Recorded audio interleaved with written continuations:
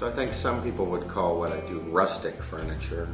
I feel I am creating a piece of art, even though others would call it a coffee table or an end table.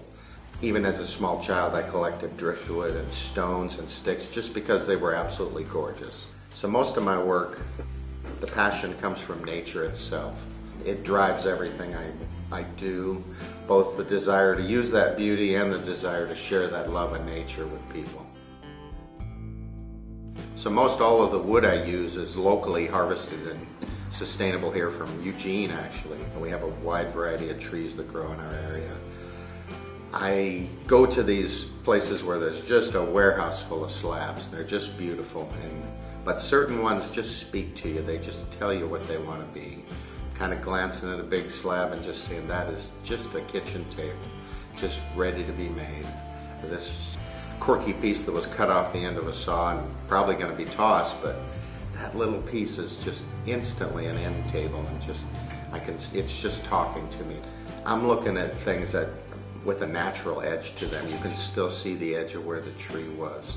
It's just got life left in it. Along with the trees and the wood, I love to add the stones in.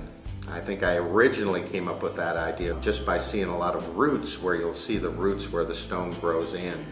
And I would occasionally bring that home and create legs of tables with that.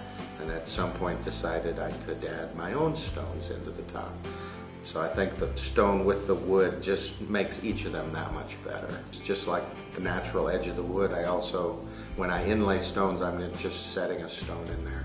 I'm working on a pattern, perhaps a swirl that you would see in nature that's created often. Looking at the beautiful piece of wood kind of tells me what I'm going to inlay into it. And the two work together in an organic form and shapes. Nature flows and curves. I don't want it to look manufactured in a shop. I want it to look like nature could have made this. Along with recycling nature's items, I also recycle man-made items, things that people would be tossing into the landfill otherwise. Broken tables, broken chairs. I find it very important to repurpose and recycle those into a higher end instead of having them wind up in a landfill. So I also would like to see laughter be a big part of people's life. So a lot of the things I do are a little quirky, a little what people often call whimsical.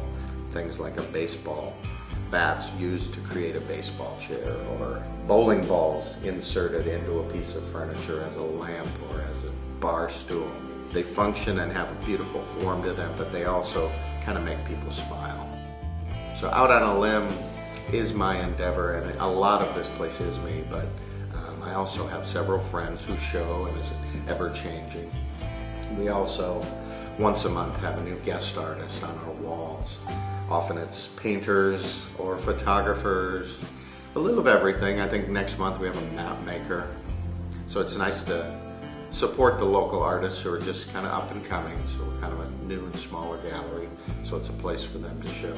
I'm located at 191 East Broadway. So it's basically right downtown, Broadway and Pearl. It's a very established neighborhood. It's a nice place to just come and wander, have a cup of coffee. There's a lot of great restaurants right in here and some very nice established retail businesses.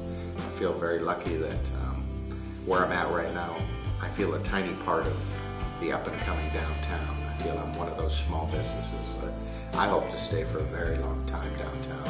And I find it very exciting that people are actually finding downtown again. So as people walk around the gallery, they'll notice there's all these painted signs with quirky little sayings, just a few words put together. People walk into the gallery and start looking around and they're very quiet, and then all of a sudden you see a big smile because they just saw something that touched them a little bit and made them laugh. It really fills me up that people are buying my work and they're taking not only something that's a part of me home with them, they're also taking a huge part of nature into their home. And if that happens, that's a pretty good day, because you made somebody's day. That makes me feel I'm doing the work I'm supposed to do.